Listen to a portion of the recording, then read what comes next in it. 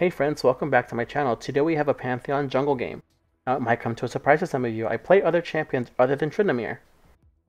Now this isn't Legendary Queue, and I hardly ever post Legendary Queue games because I hardly ever play Legendary Queue.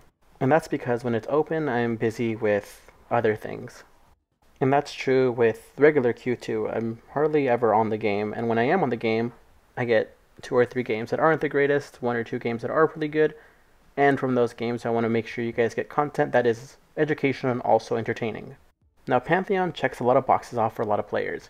He is beginner friendly, he is fantastic at map presence because of his ultimate, and he is a great person to have in a team fight. And that's the exact opposite of, if you guys did watch my last video, talking about Tryndamere's cons, which is he's not the best person to have in a team fight, and that's because he likes to pick off one single person. In a big old team fight, he kind of gets lost in all of that nonsense. Now, throughout this game, you're more than welcome to criticize my gameplay when it comes to Pantheon. Alright, so while I'm farming this red buff, I check middle lane, because that's the lane I want to focus on early on. And so I check again, and the moment I check, Fizz burns his flash, right there.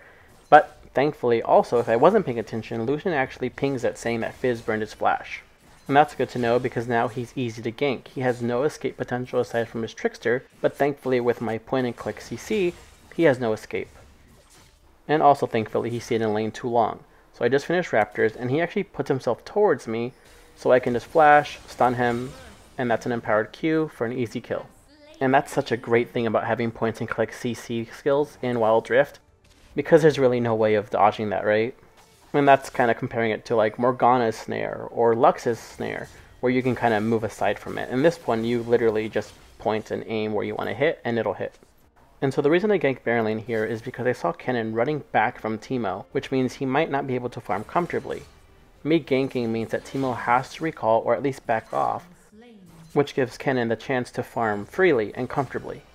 He also has the ability to apply kill pressure, which if Teemo does come back to lane like she did there, Kennen has an easy chance to kill him. And unfortunately, my Dragon lane gave a double kill to Nautilus. But in the grand scheme of things, I'd rather Nautilus take the kills than Caitlyn. Now bringing back that kill pressure I talked about earlier, Kennen just killed Teemo super duper easy. Now the other thing I'm paying attention to is where Renekton's at. I saw him pop his head up at Dragon lane. I even, moved my map to check him out. And he's still there. There's me moving the map again. So I know he's getting Scuttle Crab. So he's farming the jungle very, very slowly. And that's comparing his clear to my clear, where I took care of red side, and I ganked Baron lane and middle lane. So I see Renekton moving towards his red side, and you can see him moving towards middle lane. I'm assuming Lucian didn't see that. Maybe I should have pinged it, but I didn't. Unfortunately, since I didn't ping it and Lucian didn't notice him, he gets caught out. And this here was pretty lucky. If Renekton had checked his blue, I would have gotten collapsed on by him and Teemo and would have died. So sometimes it's not all skill, sometimes it's luck. So here's a great example of when to utilize Pantheon's empowered third ability. When you use it when it's empowered, you get a nice speed boost, which I used to get away from Renekton and Teemo. And Renekton here gets super greedy, and he overextends, crashes into me and Kennen, and he gives up a free kill. He got me pretty low before I killed him, so that was really close. And unfortunately, I get greedy too. Like, I could have walked back to my side and been safe, but I wanted to kill Teemo, and unfortunately, Fizz kills me instead. And this is my favorite type of greed. So Teemo has his poison on Kennen, so he's dead anyway. But instead Fizz tries to flash to kill him, and he doesn't get the kill anyway. Alright, so one big tip I can give you when it comes to Pantheon. Before you use your ultimate, just check the status of the fight. If your teammates can handle the kill by themselves, there's no reason for you to bring your ult to move there. Instead, save it for something that's going to be much more impactful for the team. Now that's foreshadowing. I'm checking out Dragon lane now. They're struggling a little bit. I have my ultimate up. I can probably gank them if they overextend. Now the reason I don't do it immediately is because I see Thresh and Varus are both at base. So I'm going to wait for them to get to lane before I even gank. But I'm going to move my way towards Dragon side. Now in hindsight, I probably should have recalled and got myself that Black Cleaver and then ganked them. But you know my bad habit of overstaying my welcome. Now that Thresh and Varus are back in lane, I start my gank, and I position my ultimate behind the enemy line so when they try to run away, they run into me. So the reason I slowed this down is because I want you to notice Varus' positioning here. He is unnecessarily close to Nautilus. He has one of the longest range pokes in the game, and look how close he is to Nautilus. He's also soaking up all that damage from minions. If he had been in a safe distance, me or Thresh would have been taking the damage from the minions, which look, you can see our health bars are pretty much 100%. And yes, although we've all survived, the person that does the most damage is in a position where he has to recall at this point. So this is like the reverse of Teemo, where the enemy team now has kill pressure, if Varus decides to overstay his welcome. And this gank is a perfect example as why it's always important to check the status of the fights. I didn't realize that Fizz had his Trickster up, so he got away from that gank really easily, and I burned my flash. I'm finally starting to recall to get my Black Cleaver. I'm also resetting my health and mana to get ready for a fight for Dragon. Now I'm not too concerned when it comes to team fights because of Kenan's ultimate, so we just have to make sure we target the right person.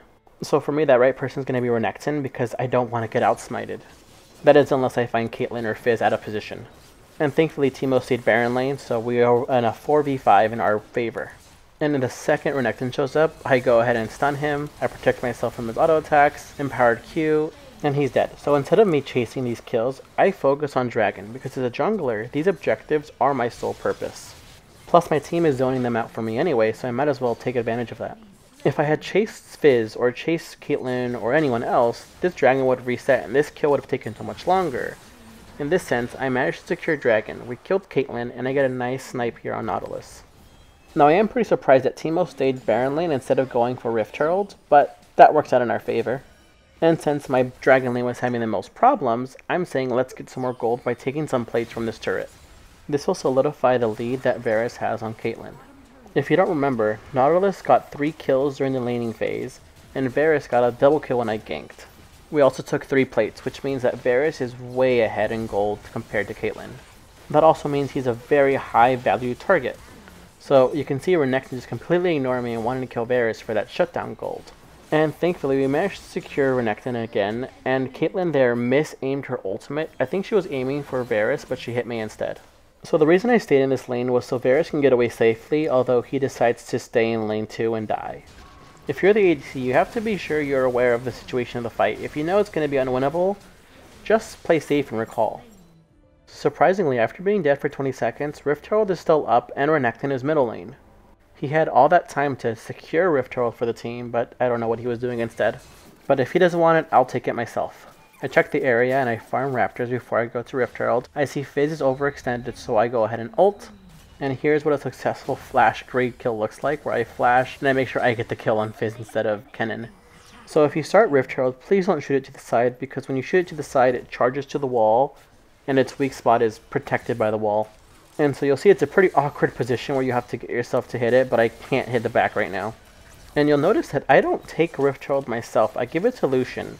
And that's because I think he needs the gold more than I do. I have a pretty decent lead on Renekton, but Lucian is up against Fizz, which again is a snowball champion. So I'd rather Lucian use Rift Herald to take a turret and get that gold versus myself. In Dragon Lane you have Renekton, Nautilus, and Caitlyn. Baron Lane you have Teemo, and Fizz is in middle lane. Now unfortunately, they managed to kill Varus, but Lucian managed to kill Fizz, which means that middle lane is free to take with Rift Herald. And I'm in no position to go help Dragon Lane, so instead I'm going to apply pressure in Baron Lane with Kenan.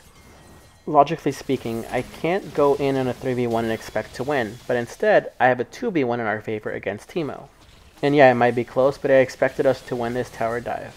And even if I had died, Thresh and Lucian were already rotating from middle lane. And you'll notice the big impact that me giving Rift Herald gave to middle lane.